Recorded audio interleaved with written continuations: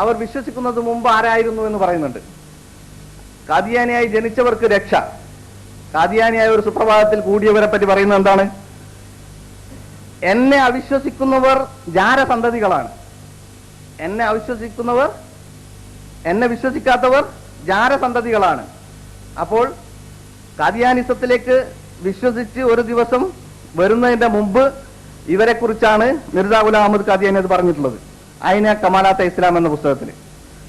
പിന്നെ അദ്ദേഹം പറയുന്നു, ഇന്നൽ ഇദാ സാറൂഹ നാസീറുൽ ഫല വനിസാഉഹും മിൻ ദൂനിഹിന്നൽ അക്ലബുൻ. എന്റെ എതിരാളികൾ കാട്ടിൽ അലയുന്ന പന്നികളാണ്,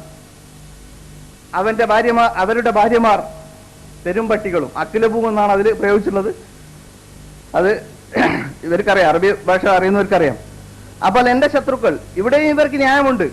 ഇത് പറഞ്ഞിട്ടുള്ളത്, ഞാൻ അഡ്വാൻസ് ആയിട്ട് ഇവരുടെ ന്യായം പറഞ്ഞ് അതിന് മറുപടി പറയാൻ ഉദ്ദേശിക്കുന്നത് ഈ ചോദ്യോത്തര വേളയിൽ സമയം കുറയുമെന്ന് വിചാരിച്ചിട്ടാണ്. അതായത് ഇത് ക്രിസ്ത്യൻ പാതിരിമാരെ കുറിച്ചാണ് ശത്രുക്കൾ എന്ന് പറഞ്ഞിട്ടുള്ളത്.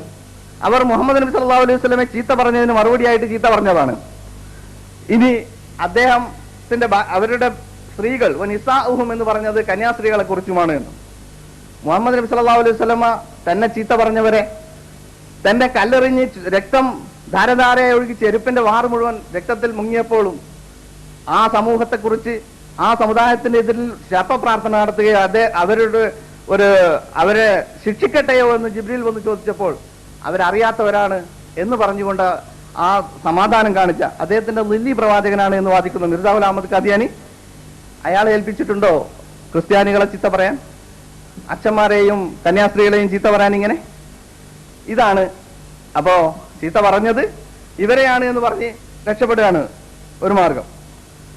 അതേപോലെ നൂറുൽ ഹഖ് എന്നൊരു പുസ്തകം എഴുതി തുടങ്ങിയപ്പോൾ അദ്ദേഹത്തിന് തോന്നുകയാണ്, കുറെ കഴിഞ്ഞപ്പോൾ സാധാരണഗതിയിൽ ചില നാടൻ സ്ത്രീകളൊക്കെ പരസ്പരം തെറി പറയുമ്പോൾ, ചീത്ത പറയുമ്പോൾ വിളിച്ചു പറയുന്നത് പോലെ 1000 ലഅനത്ത് എഴുതേണ്ട സ്ഥാനത്ത് അദ്ദേഹം എന്റെ ശത്രുക്കൾക്ക് 1000 ലഅനത്തുണ്ടാവട്ടെ എന്ന് പറയേണ്ടതിന് പകരം നമ്പറിട്ട് 1 മുതൽ 1000 വരെ നമ്പറിട്ട് 1 ലഅനത്ത്, 2 ലഅനത്ത്, 3 ലഅനത്ത് എന്ന് എഴുതി കാണിക്കുകയായിരുന്നു അദ്ദേഹം. നൂറുൽ ഹഖ് ഇല്ലേ?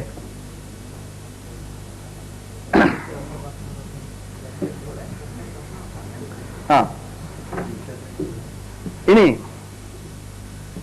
അങ്ങനെ 1000 തവണ ലേനത്ത് എഴുതിയത് പലർക്കും കാണിച്ചു കൊടുക്കേണ്ടി വരുന്നത് എന്തുകൊണ്ടാണെന്ന് ചോദിച്ചാൽ, അങ്ങനെ ഒരാൾ ചെയ്യുമോ, സാമാന്യ ബുദ്ധിയുള്ള ഒരാൾ അത് ചെയ്യുമോ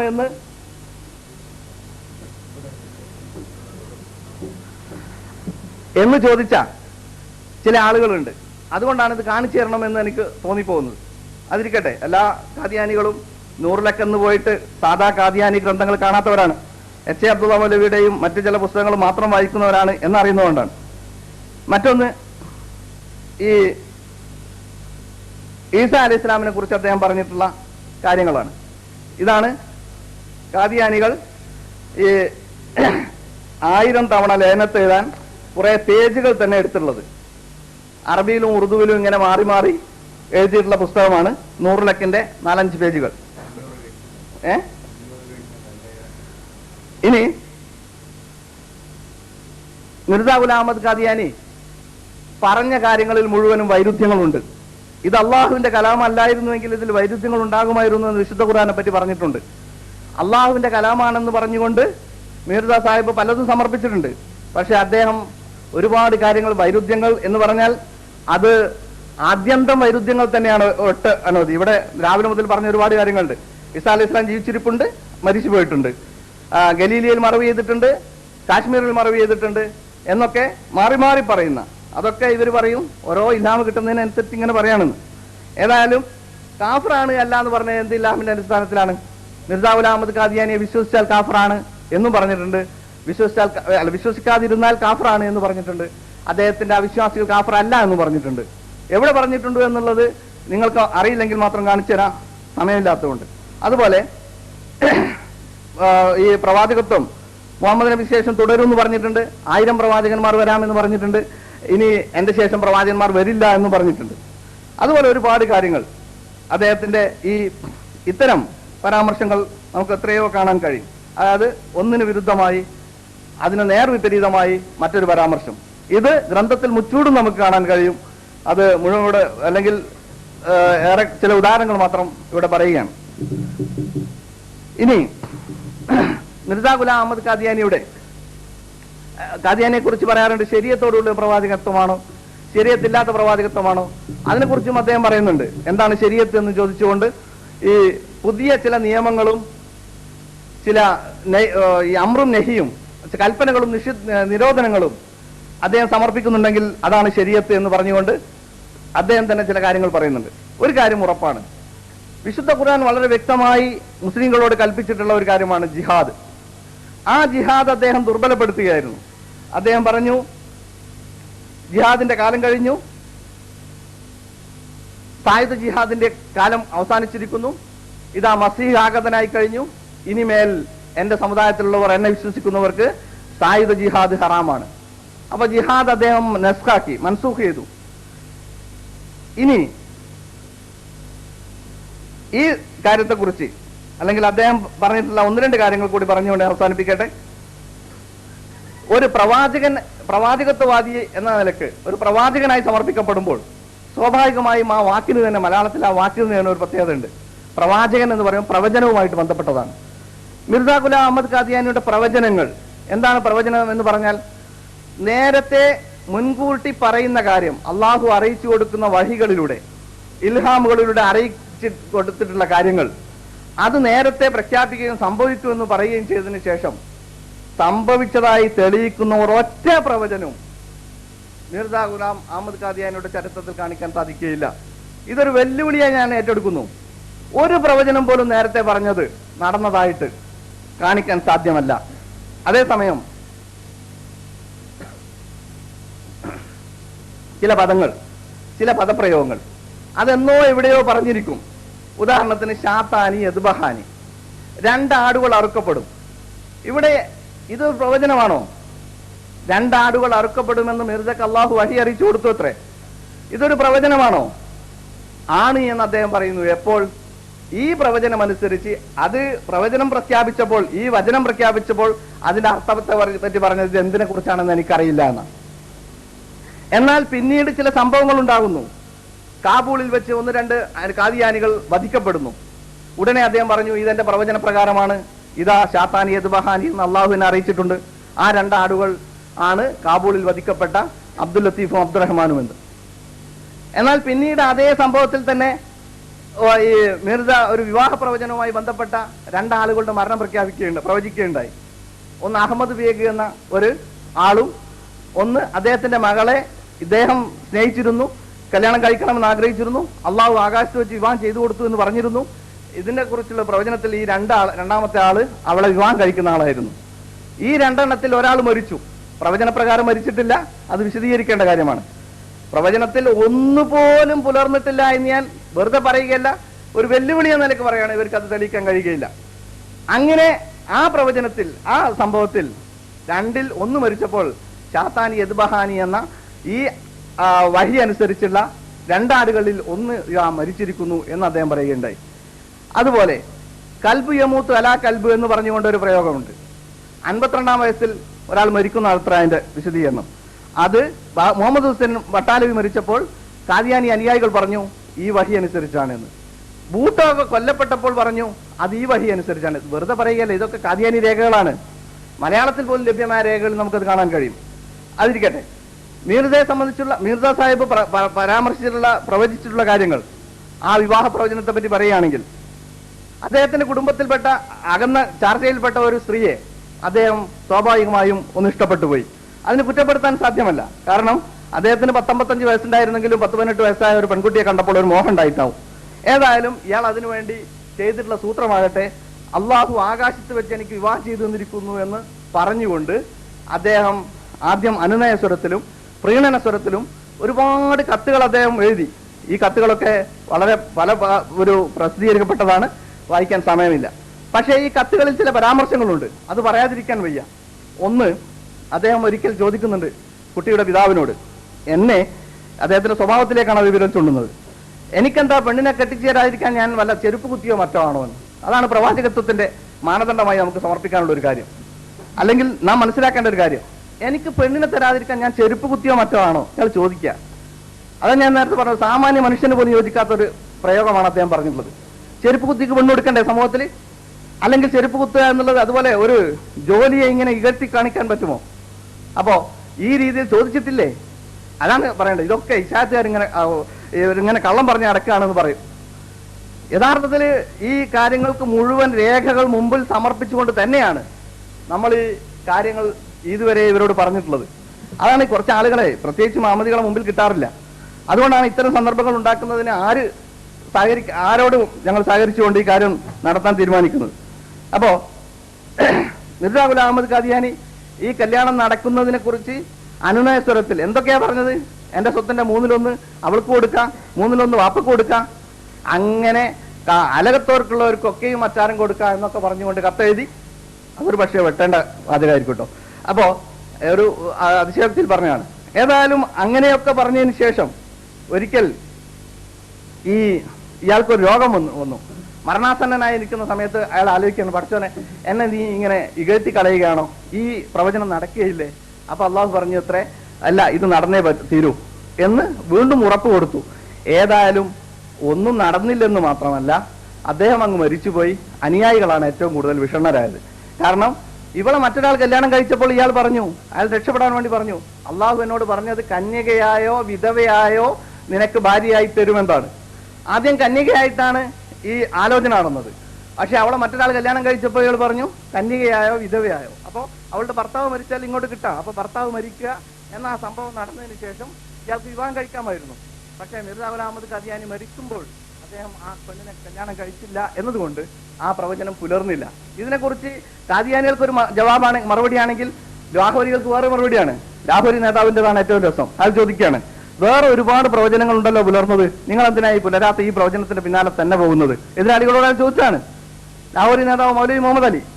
ഈ ഖാദിയാനി നേതാവ് പറഞ്ഞ എന്താണെന്ന് അറിയോ? ഈ മിർസയുടെ മകന്റെ മക്കളിൽ ഏതോ ഒരാൾ, ഈ മുഹമ്മദ് ബീഗത്തിന്റെ മകളുടെ ഏതോ ഒരാൾ ഇവരുടെ കൂട്ടത്തിലുള്ള ആരെയോ കെട്ടിയാൽ ആ പ്രവചനം പുലരുമെന്നാണ്. ഇതുപോലെ 100 കണക്കിന് ഈ മരണപ്രവചനങ്ങൾ അദ്ദേഹം നടത്തി. ഭട്ടാലവിയെ കുറിച്ച് പറഞ്ഞു മരിക്കുമെന്ന്. ഈ സനാഉല്ലാ സാഹിബുമായിട്ട് അതുപോലെ ഈ സംവാദത്തിന്റെ ഒടുവിൽ ഒരു പ്രാർത്ഥനയിൽ അദ്ദേഹം ആവശ്യപ്പെട്ടു സത്യവാൻ ജീവിച്ചിരി. ആ ഒരു പ്രവചനം മാത്രമേ പുലർന്നുള്ളൂ. അവർ പറയുകയാണെങ്കിൽ നമുക്ക് സമ്മതിച്ചു കൊടുക്കുകയും ചെയ്യാം. അതായത് സത്യവാൻ ജീവിച്ചിരിക്കെ അസത്യവാൻ മരണപ്പെടുമെന്ന് പറഞ്ഞ ഒരു പ്രവചനം മാത്രമേ ഇദ്ദേഹത്തിൻ്റെത് പുലർന്നിട്ടുള്ളൂ.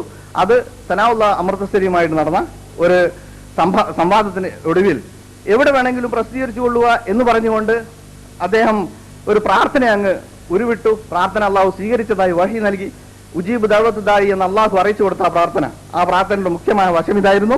മിർസ ഗുലാം അഹമ്മദ് ഖാദിയാനി പറഞ്ഞത്, ഞങ്ങളിൽ ആരാണോ അസത്യവാദി, ആ അസത്യവാദി സത്യവാൻ ജീവിച്ചിരിക്കെ അവന്റെ കൺമുമ്പിൽ വെച്ച് മരിക്കണമെന്ന്. അങ്ങനെയാണ് 1908 തന്നെ മിർസ മരിക്കുന്നത്. 948 ഈ സനാഉല്ലാ സാഹിബ് മരിച്ചത്. അതിന് ഇവർ പറയലെന്താ, 905 അദ്ദേഹത്തിന് അതും പറഞ്ഞു പോവുകയാണ്. 905 അദ്ദേഹത്തിന് വഹി കിട്ടിയിരുന്നു. തോന കാലല്ല കേട്ടോ. തോന കാലല്ലെങ്കിൽ ഈ സനാഉദ്ദീനെ എങ്ങനെയെങ്കിലും കൊണ്ടുപോയി ജയിപ്പിക്കേണ്ടി എന്നതിന്റെ അർത്ഥം. തോന കാലല്ലെങ്കിൽ ഉടനെ ഏതെങ്കിലും ആളുമായിട്ട് വാദപ്രചോദനം നടത്തിയിട്ട് നീ ആദ്യം മരിക്കൂടാ എന്ന് പറയലാണോ? ഈ വിഡ്ഢിത്തൊക്കെ നിങ്ങൾ അവിടെ ആ ഭാഗത്ത് മാത്രം പറഞ്ഞാൽ മതി. മറ്റൊന്ന്, ഇനി ഇവർക്ക് പറയുമ്പോൾ മറുപടി പറയാം.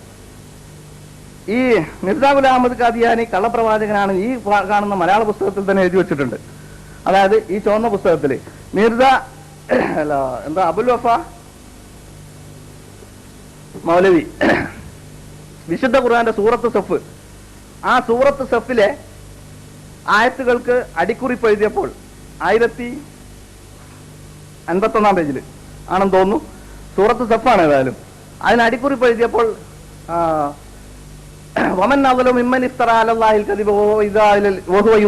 ഇസ്ലാം എന്നതിന് ഒരു അടിക്കുറിപ്പിൽ വിശദീകരണം കൊടുക്കുന്നുണ്ട്.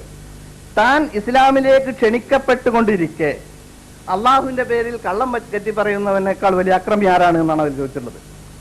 എന്നിട്ട് അതിനെ താൻ ഇസ്ലാമിലേക്ക് ക്ഷണിക്കപ്പെട്ടുകൊണ്ടിരിക്കെ എന്നതിന്റെ അടുത്ത് നമ്പർ ഇട്ടുകൊണ്ട് 1051 നമ്പർ ഇട്ട് താഴെ കൊടുക്കുകയാണ്. ഇത് മിർസ ഗുലാം അഹമ്മദ് ഖാദിയാനിയാണെന്ന്. അപ്പോ ഒരു വാചകത്തിന്റെ ബാക്കി ഭാഗം മാത്രം മിർസയെ കുറിച്ചും ബാക്കി ഭാഗം വേറെ ആളെ കുറിച്ചും ആവില്ലല്ലോ. എന്നോട് വളരെ മാന്യമായി സംസാരിക്കുന്ന ഒരു ഖാദിയാനി മൗലവിയോട് ഞാൻ ചോദിച്ചു കഴിഞ്ഞ ദിവസം, എന്താ മൗലവി സാഹിബ് ആ വാചകത്തിന്റെ അർത്ഥം, ആയത്തിന്റെ അർത്ഥം? അപ്പൊ അദ്ദേഹം എന്നോട് പറഞ്ഞത്, ഇതിപ്പോ തെളിവ് തരാൻ കഴിയില്ല, അദ്ദേഹം എന്നോട് പറഞ്ഞത് ഇത് അബുൽ വഫ സാഹിബിന് ഒരു അബദ്ധം പറ്റിയതാണ്. അപ്പോ അബദ്ധം പറ്റിയ എങ്ങനെയാണ് യഥാർത്ഥത്തിൽ ഇദാഇൽ ഇസ്ലാം എന്ന് പറഞ്ഞാൽ ആരെ കുറിച്ചാണ്? അദ്ദേഹം ഇസ്ലാമിലേക്ക് ക്ഷണിക്കപ്പെട്ടുകൊണ്ടിരിക്കെ അള്ളാഹുവിന്റെ പേരിൽ കള്ളം പറയുന്നതിനേക്കാൾ വലിയ അക്രമി ആരാണ്? അത് അബൂജാഹിൽ പ്രവൃത്തികളെ കുറിച്ചാണ് എന്ന് അദ്ദേഹം എന്നോട് പറയുകയുണ്ടായി. അബൂജാഹിൽ റസൂലുള്ളാഹി സ്വല്ലല്ലാഹു അലൈഹി വസല്ലമയുടെ കാലത്ത് അബൂജാഹിൽ പ്രവൃത്തികളെ കുറിച്ച് പറഞ്ഞ് വന്നിട്ടുള്ള ഒരു പരാമർശമാണ് അത് മിർസയെ കുറിച്ച്. അത് ചിലപ്പോൾ സത്യം പറഞ്ഞു പോകുമെന്ന് പറഞ്ഞില്ലേ, എന്റെ സുഹൃത്ത് നേരത്തെ പറഞ്ഞ പോലെ ചിലപ്പോൾ ചില സത്യങ്ങളൊക്കെ പറഞ്ഞു പോകും. കാദിയാനികളും ആ കൂട്ടത്തിൽ ഒന്നാണ് എന്ന് മനസ്സിലാക്കിയാൽ മതി. ഇനി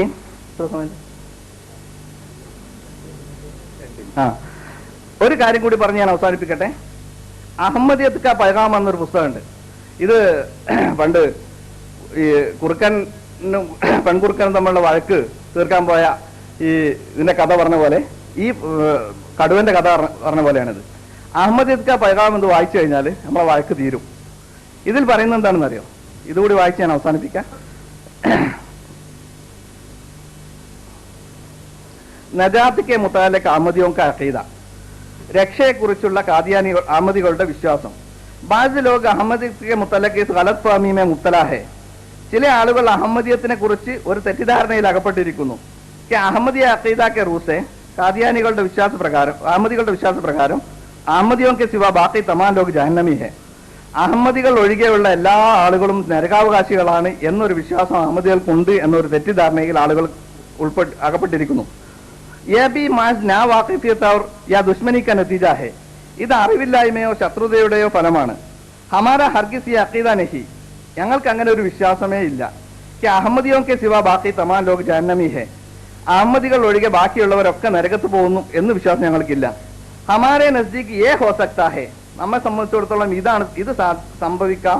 കോയി അഹമ്മദി ഹോ ലേക്കിൻ വോ ജഹന്നമി ഹോ ജായെ. ഒരാൾ അഹമ്മദിയാവുക എന്നിട്ട് ആൾ നരകത്ത് പോവുക. ക്യോങ്കെ ജിസ് तरह भी हो सकता है, इस तरह भी हो सकता है कोई अहमदी न हो वो जन्नत में चला जाए. ഇനി ഒരാൾ അഹമ്മദി അല്ലാതെ അയാൾ സ്വർഗത്ത് പോകുക എന്നുള്ളത് സംഭവിച്ചുകൂടായികയില്ല എന്നാണ് ഞങ്ങളുടെ വിശ്വാസം. അതാണ് ഞാൻ വഴക്ക് തീർന്നു പറഞ്ഞത്. നമ്മുടെ വിശ്വാസം അതല്ല. ഒരാൾ അഹമ്മദി ആവുകയാണെങ്കിൽ അയാൾ നരകത്ത് പോകുമെന്നാണ് നമ്മുടെ വിശ്വാസം. അതുകൊണ്ടാണ് ഇവരോട് പറയുന്നത്. ഇപ്പോ ഈ അഹമ്മദിയത്ത് കാ പൈഗാമിലെ 14-ാം പേജിൽ പറഞ്ഞത്, ഇത് മലയാളത്തിൽ അഹമ്മദിയ സന്ദേശം എന്ന് പറഞ്ഞിട്ട് അതിന്റെ എത്ര പേജാണെന്ന് ഞാൻ ഓർക്കുന്നില്ല, നിങ്ങൾക്ക് ലഭ്യമാണ്. ഒരു ചെറിയ കൊച്ചു പുസ്തകമാണ്. ഇതിൽ വളരെ വ്യക്തമായി പറഞ്ഞിട്ടുണ്ട്. മലയാളത്തിൽ പ്രസിദ്ധീകരിച്ച പുസ്തകമായതുകൊണ്ട് അത് നിങ്ങൾക്ക് വായിച്ചു നോക്കാം. അതിൽ വ്യക്തമായി പറഞ്ഞിട്ടുണ്ട് അനാമതികളായത് കരുതിയിട്ട് നരകത്തിൽ പോകും എന്നുറപ്പില്ല, അവർ സ്വർഗത്ത് പോകാം. അപ്പൊ മീർസയിൽ ഇത് നമുക്ക് അടിസ്ഥാനപരമായ ഒരു കാര്യം, നുബുവത്തിൽ വിശ്വസിക്കാതെ നമുക്ക് സ്വർഗത്ത് പോകാന്ന്. മീർസ നബിയായിട്ട് അയച്ചത് എന്ത് പടച്ചനാണിത്? പിന്നെ നോക്കൂ, ഇതിനു വേണ്ടിയിട്ടാണ് ഇവർ ഈ അധ്വാനിക്കുന്നതും. ഈ സ്വത്തിന്റെ 10-1 കൊടുത്തിട്ട് മരണശേഷം ഈ മയ്യത്തുമായിട്ട് ഈ കാദിയാനിൽ കൊണ്ടുപോയി മറയുന്നൊക്കെ എത്ര ഇടങ്ങാറാകേണ്ട ഒരു കാര്യമില്ലാന്നാണ് ഇത് എഴുതിയത്. ഹസ്രത്ത് അമീറുൽ മുഅ്മിനീൻ ഖലീഫത്തുൽ മസീഹ് സാനി, അതായത് കാദിയാനികളുടെ 2ാമത്തെ ഖലീഫയായ ബഷീറുദ്ദീൻ മഹ്മൂദ് അഹമ്മദ് മിർസയുടെ പുത്രനാണ്. വേണ്ടപ്പെട്ട മുസ്ലിഹ മൗദ് എന്നിവർ പറയുന്ന വേണ്ടപ്പെട്ട ആളാണ്. ഒരുപാട് പുസ്തകങ്ങളൊക്കെ എഴുതിയിട്ടുണ്ട്. ആ വ്യക്തിയാണ് പറയുന്നത് ഈ കാര്യം. എന്നാൽ കാദിയാനികൾക്ക് ഈ കാര്യത്തെക്കുറിച്ചുള്ള ധാരണ പിശകോ എന്തോ അറിയില്ല. അവരെന്ത് ചെയ്യും? ഈ സ്വത്തിന്റെ 10-1 സാധുക്കളോട് വാങ്ങിയിട്ട് അത് അഹമ്മദിയ ജമാഅത്തിന് നൽകി അങ്ങോട്ട് കൊണ്ട് അവിടെ മറ ചെയ്തിട്ടാണ് സ്വർഗത്തിൽ പോകുക എന്ന് പറയുന്നത്. ഇനി